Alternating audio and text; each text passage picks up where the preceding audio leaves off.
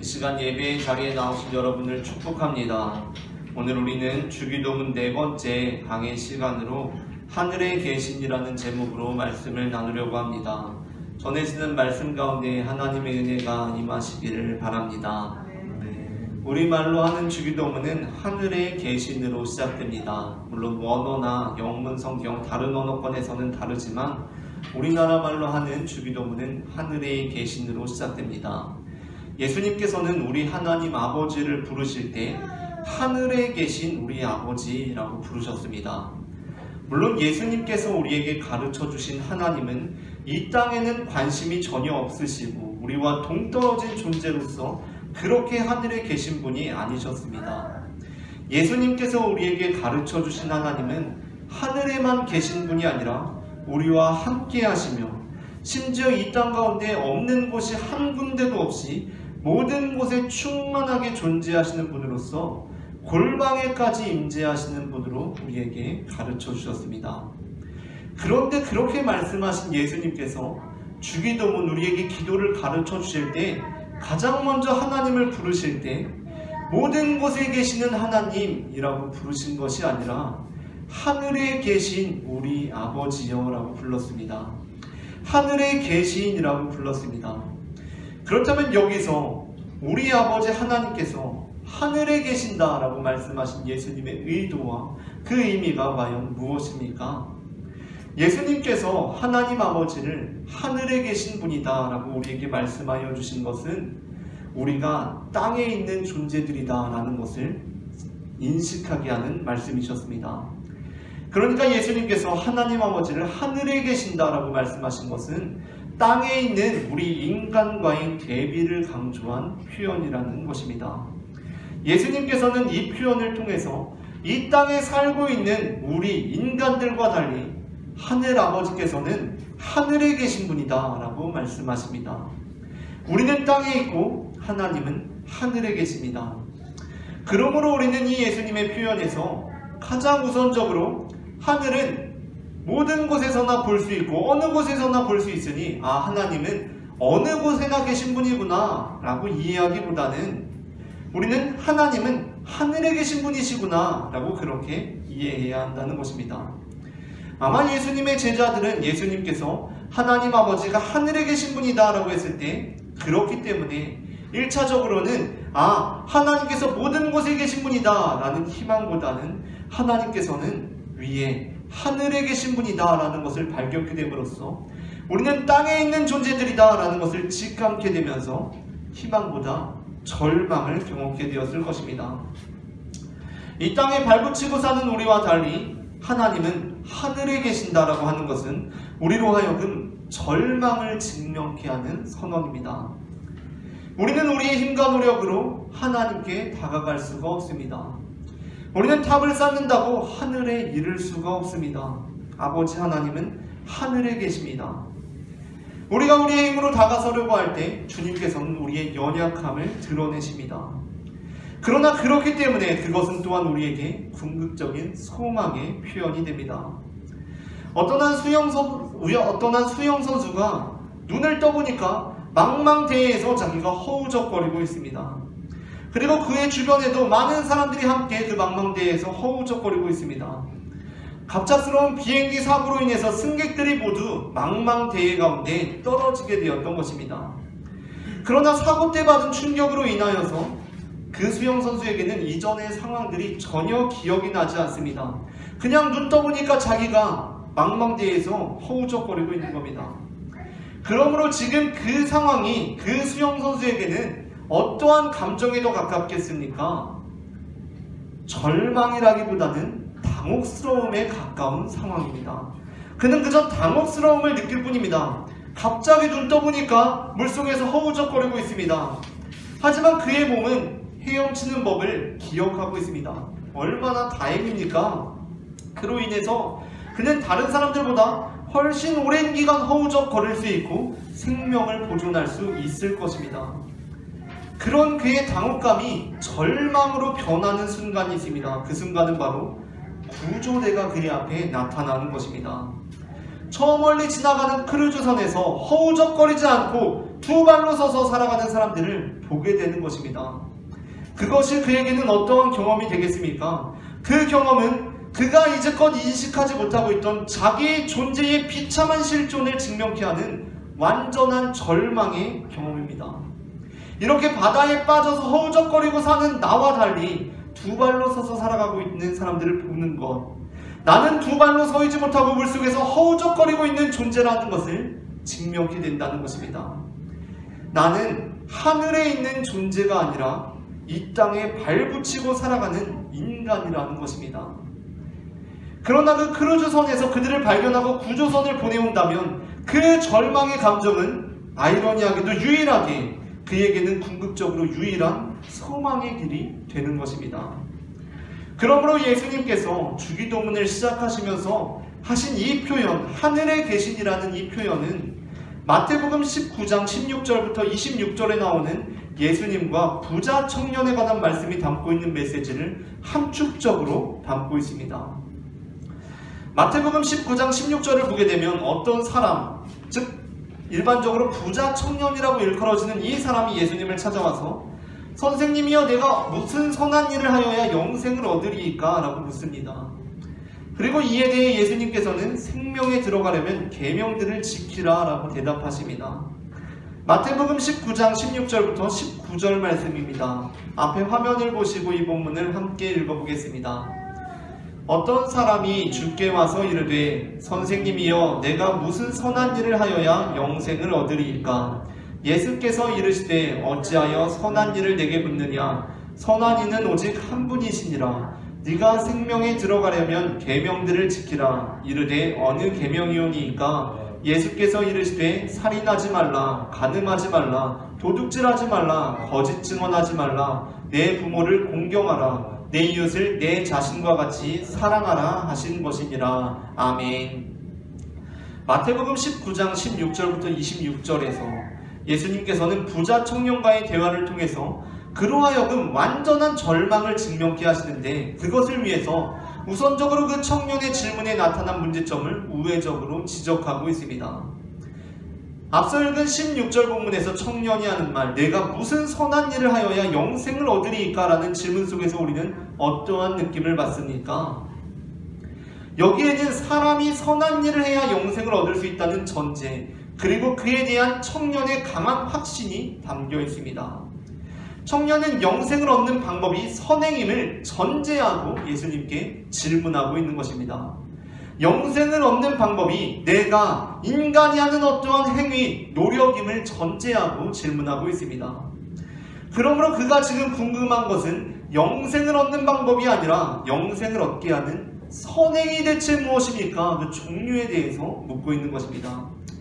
그는 지금 궁극적인 인간다운 삶에 대해서 질문하고 있는 것이 아니라 인간다운 삶을 살기 위해서는 어떻게 헤엄쳐야 하는지를 질문하고 있는 것입니다. 그러므로 예수님의 답변은 그의 잘못된 영생관을 바로잡는 곳을 향해 갑니다. 먼저 선행을 통해 영생을 얻을 수 있다는 그의 생각을 바로잡기 위해 예수님께서는 청년에게 계명의 준수를 요구합니다. 그런데 이에 대해 청년의 대답이 대단합니다. 이에 대한 청년의 대답이 무엇입니까? 우리 20절 말씀을 함께 읽어보겠습니다. 그 청년이 이르되 이 모든 것을 내가 지키었사온데 아직도 무엇이 부족하니까? 아멘. 그렇게 청년의 영생관을 확인한 예수님께서는 이제 그를 온전히 절망에 직면케 하실 말씀을 하십니다. 그 말씀이 21절입니다. 다 함께 21절 말씀을 읽겠습니다. 예수께서 이르시되 네가 온전하고자 할진대 가서 네 소유를 팔아 가난한 자들에게 주라. 그리하면 하늘에서 보화가 내게 있으리라. 그리고 와서 나를 따라라 하시니. 아멘. 이 말씀을 듣고 청년은 근심하며 돌아갑니다. 그런데 그렇다면 예수님께서 우리에게 가르쳐 주신 영생관이란 무엇입니까? 이 부자 청년이 정말 소유를 팔아서 가난한 자들에게 주면 정말 하늘에서 보화가 있을 것이라고 예수님께서 약속해 주신 것입니까? 그렇지 않습니다. 만일 그랬다면 예수님께서는 부자 청년이 본래부터 가지고 있던 영생관을 재확인해 준 것일 뿐입니다.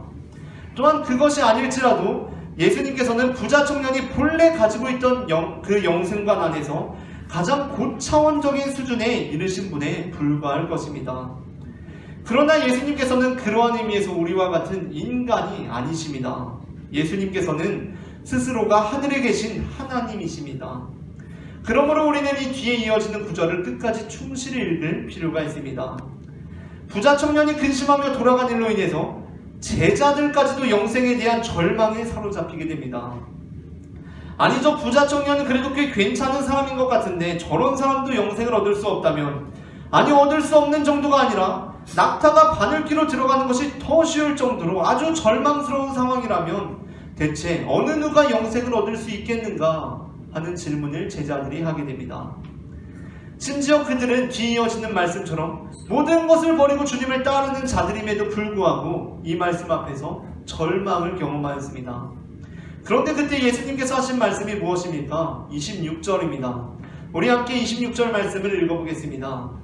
예수께서 그들을 보시며 이르시되 사람으로는 할 수 없으나 하나님으로서는 다 하실 수 있느니라. 아멘. 사람으로는 할 수 없으나 하나님으로서는 다 하실 수 있다는 것이 바로 예수님께서 선행으로 영생을 얻고자 하는 자에게 주시고자 하셨던 메시지였습니다. 부자가 천국에 들어가는 것은 가능한 일입니까? 불가능한 일입니까? 불가능한 일입니다. 어떻게 낙타가 바늘귀로 들어갈 수가 있겠습니까? 그러나 바늘귀는 낙타만 못 들어가는 것이 아니라 강아지도 못 들어갑니다. 강아지만 못 들어가는 정도가 아니라 개구리도 못 지나갑니다. 그렇기 때문에 제자들조차, 모든 것을 버리고 예수님을 따르는 제자들조차 이 말씀 앞에서 절망을 경험한 것입니다. 그러므로 부자가 천국에 못 들어간다는 예수님의 말씀은 인간의 편에서 영생을 얻는 것은 불가능하다는 말씀입니다. 하지만 예수님께서는 그것이 하나님으로서는 다 하실 수 있으시다 라고 말씀하십니다. 천국이나 영생은 인간의 영역이 아닙니다. 천국과 영생은 하나님의 영역이고 하나님의 권한임을 예수님께서는 선언하고 계십니다. 인간이 자기 노력과 자기 의로 천국에 이르고자 한다고 해서 그곳에 이를 수 있는 것이 아닙니다. 망망대해에 빠진 상황에서 수영선수였다는 사실은 고작 며칠 정도 그의 생명을 연장해 줄 수 있을 뿐 그 이상의 의미를 지닐 수 없습니다. 고작 며칠 정도 생명을 연장해주는 자신의 타고난 재능의 자부심을 느끼면서 아내가 이 실력으로 남은 여생이나 한 4-50년을 망망대해에서 먹고 자고 할 수 있으리라고 생각하는 것은 말도 안 되는 착각일 뿐이라는 것입니다. 그러므로 예수님께서는 우리가 그 착각으로부터 탈출해야 한다라고 말씀하십니다.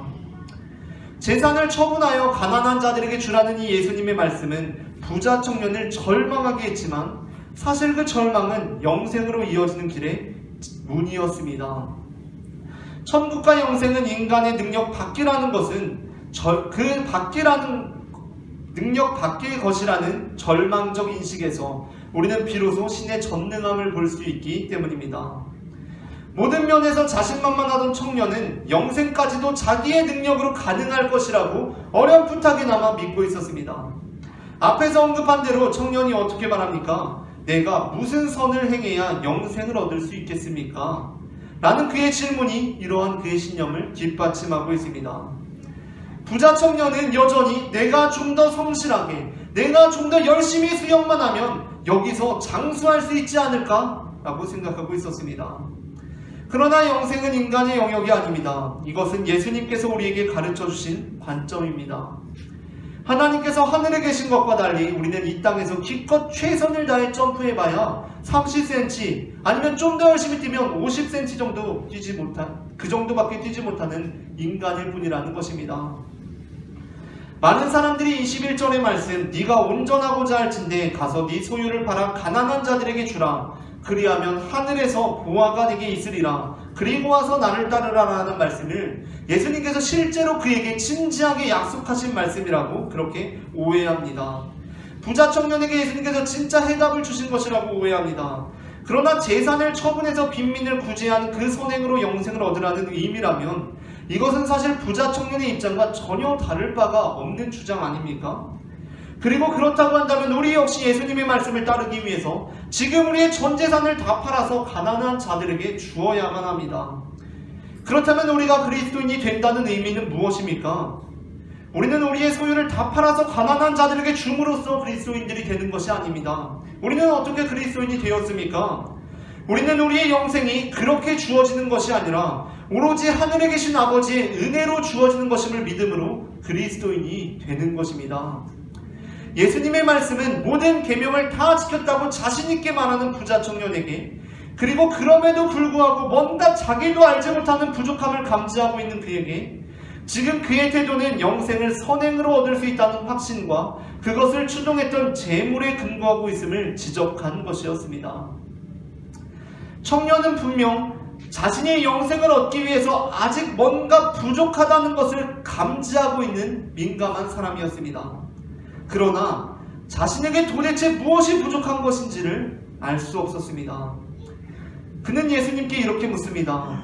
이 모든 것을 내가 지키었사온데 아직도 무엇이 부족하니까?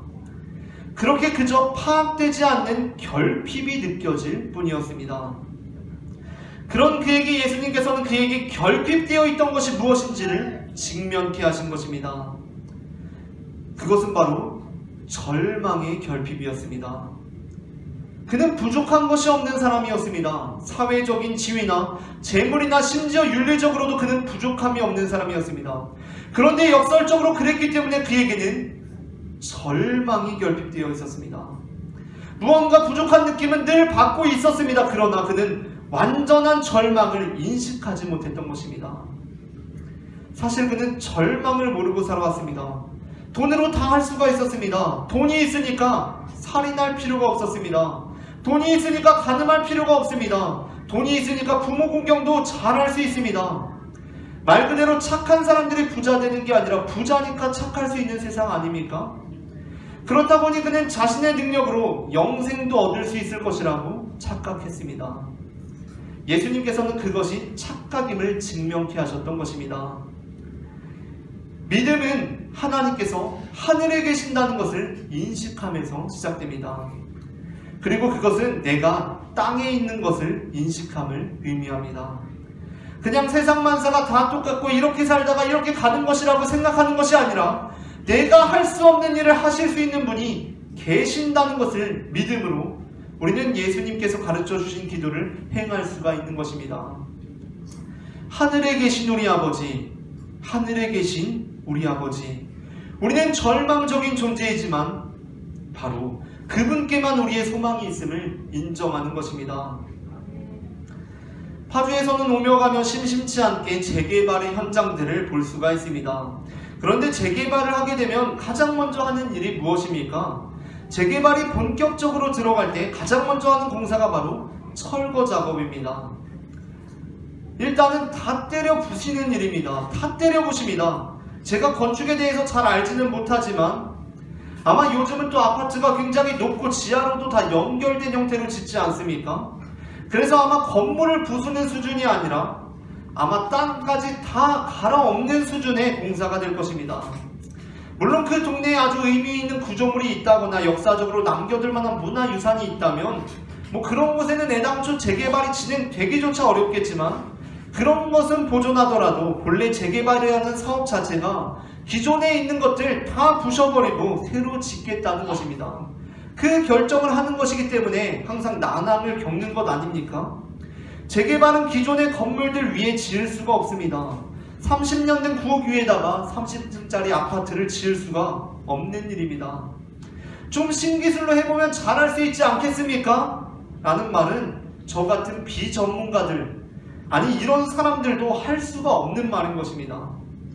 아마 이 설교를 들으시는 분들은 저마다 이 전쟁 같은 세상을 살아갈 자신만의 무기들을 가지고 있을 것입니다. 그것이 있었기 때문에 지금껏 살아올 수 있었고 지금도 우리는 살아가고 있습니다. 그러나 그럼에도 불구하고 뭔가 마음이 한구석이 공허하고 헛헛한 마음이 듭니다. 대체 무엇이 부족한 것인가 하는 느낌이 듭니다. 그래서 내가 왜 이런가 하고 성경이라도 펴들어 봅니다. 그런데 예수님께서 뭐라고 말씀하십니까? 네 무기를 팔아서 가난한 자들에게 주라 라고 하십니다. 아니 이제까지 그 무기로 잘 살고 있었는데, 그리고 지금도 그 무기 하나 의지해서 살고 있는데, 그 무기로 살고 있는데 그것을 가난한 자들에게 주라고 하십니다. 그 무기로 살고 있음에도 공허하고 헛헛했던 것은 사실이지만 그렇다고 해도 이 말씀은 너무나 당혹스러운 말씀 아닙니까? 당장 이 무기를 버리면 이 전쟁 같은 세상 속에서 나는 또 어떻게 살아갈 수가 있겠습니까? 나의 재물을 버리고 나의 부동산을 버리고 나의 지식을 버리고 나의 자격증을 버리고 나의 직장을 버리고 나의 노하우를 버리고 나의 사업장을 버리고 우리는 살아갈 수가 없습니다. 그러나 이 말씀은 우리가 이 세상의 삶을 논할 때 우리의 무기를 내던지라는 것이 아닙니다. 예수님께서는 우리가 영생을 논할 때에는 재물을 가지고 나오지 말라고 하십니다. 우리가 영생을 논할 때에는 부동산 가지고 나오지 말라고 하십니다. 영생을 논하려고 하는데 내가 헌금을 얼마나 많이 했는지, 내가 얼마나 많은 선행을 했는지, 얼마나 많은 봉사를 했는지 논하지 말라고 하십니다. 영생을 논할 때는 그 결핍을 나의 무언가로 채우려고 노력하는 것이 아니라 그 결핍으로부터 오히려 완전한 절망으로까지 나아가야 한다고 말씀하십니다. 왜냐하면 우리는 지금 이 땅에서 하늘에 계신 아버지를 바라보아야 하기 때문입니다. 나는 아무것도 할 수 없지만 주님께서는 모든 것이 가능함을 인정하며 나아오라고 말씀하십니다. 물론 하나님은 모든 것에 충만하셔서 나의 비천한 골방에도 함께 하시지만 아버지께서는 나와 동등한 존재가 아니라 하늘에 계신 분임을 인정하며 나아오라고 말씀하십니다.